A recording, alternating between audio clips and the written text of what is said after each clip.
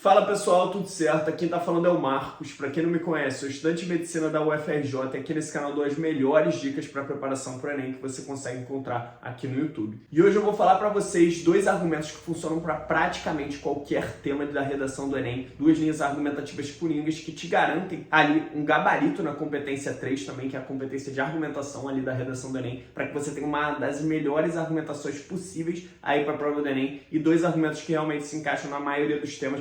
Você não precisa saber muito sobre o tema. Se você souber encaixar esses dois argumentos que eu vou falar aqui para vocês no vídeo, você já consegue uma nota muito alta. E eu vou ensinar para vocês exatamente como vocês podem encaixar esses argumentos que me garantiram 960 na redação do Enem, que já garantiram a muitas pessoas 960, 980, 940, notas altíssimas. Então, sem saber nada sobre o tema, aplicando esses argumentos, você já consegue uma nota muito alta na redação do Enem, que são argumentos que são muito bem vistos ali pela banca, que realmente se aplicam na maior parte dos temas. E além disso, eu vou falar para vocês algumas referências para vocês utilizarem para esses argumentos. Então, algumas alusões, alguns repertórios socioculturais para você já pontuar na competência 2 também. Então, um vídeo bem completo aí para realmente ajudar muito vocês na redação dessa reta final de prova do Enem. Mas antes disso, eu já peço para vocês, deixe seu like no vídeo, se inscreva no canal, dá muito trabalho produzir esses conteúdos. Eu faço medicina em horário integral, sabe? Realmente a carga horária é muito pesada, é muita matéria para estudar e eu me esforço muito para poder gravar esses vídeos aqui para vocês, para realmente ajudar vocês aí na preparação do Enem, assim como eu fui ajudado por esse tipo de vídeo que outros aprovados faziam ali na minha época de preparação. Então, o único retorno que eu peço para vocês é, por favor, deixe seu like no vídeo, se inscreve no canal, se for possível, comenta alguma coisinha aí embaixo e tal, só para ajudar a aumentar o engajamento do vídeo, porque de verdade dá muito trabalho para mim produzir esse tipo de conteúdo e o único retorno que eu peço para vocês é que realmente fortaleçam o trabalho deixando o seu like, se inscrevendo no canal para realmente poder ajudar o trabalho a crescer aqui, beleza? Então, se for possível para vocês, ajudem aí dessa forma que eu fico muito feliz se vocês puderem. Então, sem mais enrolação, vamos embora falar os argumentos coringas que funcionam para praticamente qualquer tema de redação do Enem, que são muito bem vistos pela banca e te garantem ali uma pontuação máxima ali na competência 3, que é referente à argumentação, e ainda repertórios socioculturais que vão te ajudar a pontuar na competência 2. Então, argumentos muito bons e exemplos práticos desses argumentos para vocês realmente verem como pode aplicar eles na própria redação do Enem. Então, vou mostrar minha redação realmente para vocês verem como que esses argumentos foram colocados para que eu conseguisse uma nota de 960 pontos, beleza? Então, vamos embora. Estudo. O que vocês têm que saber da redação do Enem? O tema é sempre uma problemática nacional, um problema que a gente tem na nossa sociedade ali no Brasil, que realmente afeta determinado grupo da população. O primeiro argumento coringa é você culpar o Estado. Então, vamos pensar, por exemplo, no desafio da valorização das comunidades tradicionais no Brasil, que é o tema do Enem de 2022, né? Desse último Enem que teve. Cara, as pessoas não valorizam essas comunidades tradicionais porque não tem ações suficientes do Estado ali para realmente que promovam a valorização desses povos, uma conscientização parte da população da importância desses povos. Você não consegue ver isso no seu dia a dia. Então, cara, na maior parte dos temas você consegue culpar o Estado. Em 2021, falar sobre as pessoas que não têm registro civil, não tem identidade civil. O Estado, ele tem obrigação, ele teria a obrigação de fazer isso, sabe? De garantir o acesso à identidade civil para todas as pessoas, mas ele não faz. Então, mais um problema aí. O Estado, ele é negligente ali na sua ação, ele não atua da forma como deveria. Em 2020, estigma associado às doenças mentais no Brasil. O Estado, ele não promove campanhas de conscientização suficientes ali para que as pessoas não façam preconceito contra os doentes mentais. 2019, democratização do acesso ao cinema no Brasil. Então, certas pessoas não têm o acesso ao cinema e isso acontece por causa de quê? Porque o Estado, ele não tem ali uma ação suficiente para resolver esse problema. Então, todo problema que existia aí no nosso país, você pode, na maior parte dos casos, culpar o Estado. Então, o primeiro argumento coringa, você vai usar na sua argumentação, no seu desenvolvimento 1 ou no seu desenvolvimento 2, culpando o Estado pela existência da problemática, sabe? Então, na maior parte dos casos, você consegue culpar o Estado, eu diria que em todos os casos, sabe, realmente, porque o Estado ele sempre vai ter uma culpa da existência de determinado problema nacional. O tema do Enem é sempre problema nacional e o Estado ele sempre vai ter uma culpa atrelada a isso. Então você não precisa saber muita coisa sobre o tema, mas você sabe que o Estado ele está culpado ali por existir aquele problema, sabe? Porque se o Estado ele agisse suficientemente, fizesse ali campanhas conscientizadoras, realmente fizesse ações para a resolução daquele problema, você não teria aí esse problema existindo. Então, o Estado ele não resolve esse problema e aí a gente tem essa negligência do Estado, essa insuficiente ação do Estado, realmente como a grande culpada ali pela existência do problema. Então, você sempre pode jogar na conta do Estado, falar que uma das causas do problema é o Estado realmente, e isso é um argumento coringa, que funciona para praticamente qualquer tema.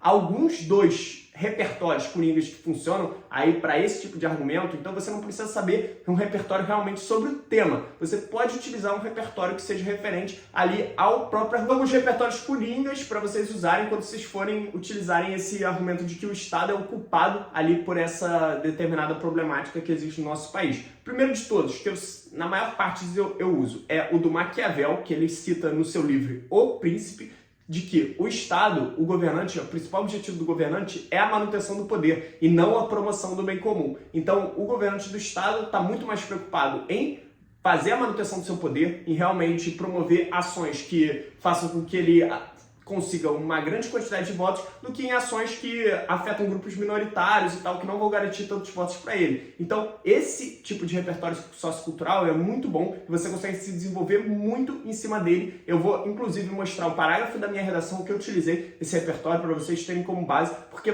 funciona muito bem. Outro repertório sociocultural coringa aí para vocês utilizarem para o Estado é do filósofo contratualista John Locke, que fala que o principal objetivo do Estado realmente é garantir o bem comum da sociedade como um todo. E se o Estado, se determinado grupo social não está tendo acesso a esse bem comum, bem-estar social ao qual o Estado era o principal garantidor, o Estado deveria garantir, realmente você tem um problema aí. Então você sempre pode utilizar também esse repertório quando você for culpar o Estado. Você também pode utilizar a Constituição, né? Porque a nossa Constituição é bem abrangente ali nos deveres que o Estado tem que ter realmente. Então você pode utilizar algum artigo, o artigo 5º, o artigo 6º da Constituição, sabe? Então são artigos muito bons também, coringas, que funcionam para vários temas. E, de verdade, o argumento do Estado funciona para praticamente qualquer tema. Então o Estado ele sempre vai ter uma culpa ali atrelada à problemática nacional, a problemática que existe naquele tema. Então você sempre pode culpar o Estado e falar que ele não age suficientemente para a resolução do problema e, com isso, o problema ele se perpetua. Então esse argumento aí, coringa, funciona para praticamente qualquer tema. Vou deixar agora um trecho da minha redação, um parágrafo da minha redação para vocês verem realmente como eu apliquei esse tipo de argumentação coringa aí no meu texto.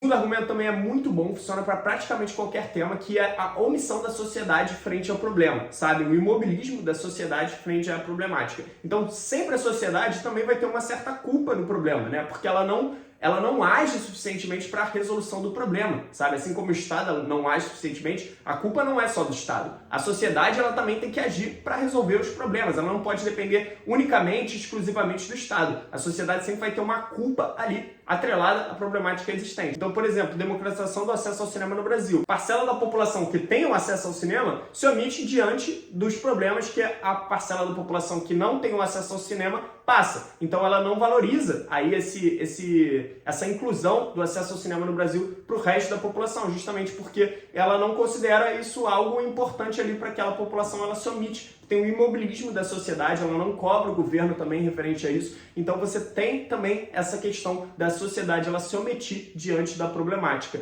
E nesse caso, vale muito a pena vocês utilizarem o repertório sociocultural da banalidade do mal, da Hannah Arendt, que ela cita ali no seu livro Arendt em Jerusalém, um relato da banalidade do mal, no qual, basicamente, o que significa?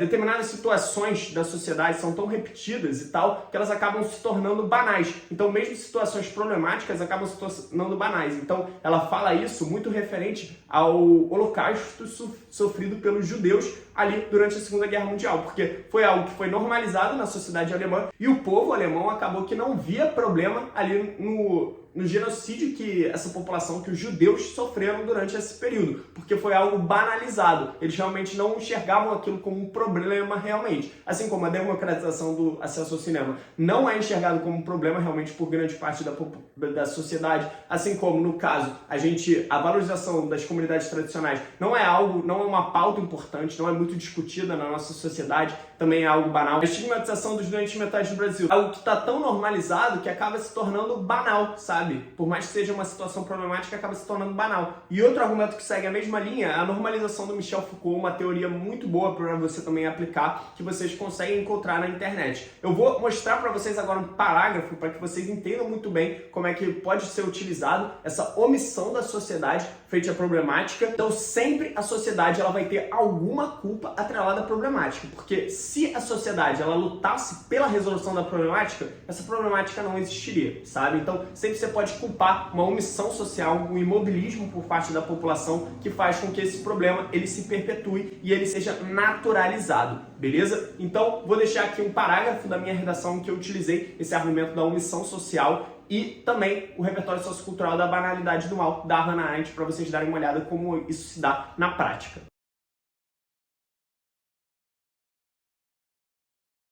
Então, resumidamente, esses são os dois argumentos coringas. Um, você vai culpar o Estado, porque o Estado ele não age suficientemente. O Estado ele sempre tem o dever de garantir o bem-estar da sociedade e se tem algum problema ali, se determinado grupo sofre algum problema ali, por exemplo, as comunidades tradicionais elas não são valorizadas como deveriam, os doentes mentais eles sofrem preconceito, eles são estigmatizados, determinada parcela da população não tem acesso ao cinema e tal. Tudo isso são problemas que existem na nossa sociedade que o Estado deveria, como principal promotor do bem comum, resolver. E se ele não resolve, a gente tem aí um argumento, uma causa aí para a existência desse problema. E a outra causa existente é justamente a omissão da sociedade. Porque se a sociedade ela agisse suficientemente, ela fizesse campanhas, ela fizesse pressão no governo para a resolução desse problema, esse problema não existiria. Vocês podem ver que na maioria, em todos os temas do Enem se aplica a esses dois argumentos que eu falei, todos os temas que já ocorreram no Enem, porque realmente sempre vai ter uma culpa ali da sociedade e do Estado no problema principal abordado pelo tema. Então vale muito a pena vocês utilizarem, terem essas duas linhas argumentativas coringas que funcionam para praticamente qualquer tema. Se precisar, volta nesse vídeo, lê os parágrafos novamente, que é muita informação,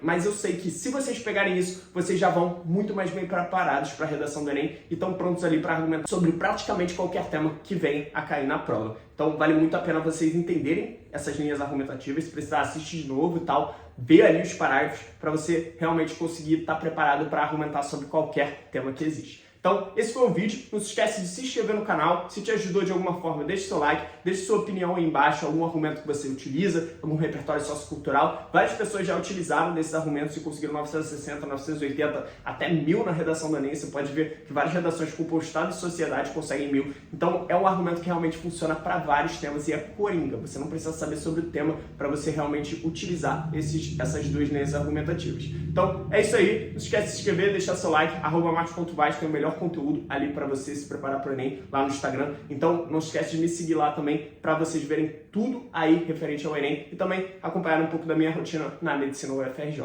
Então é isso aí, tamo junto, até a próxima, pessoal.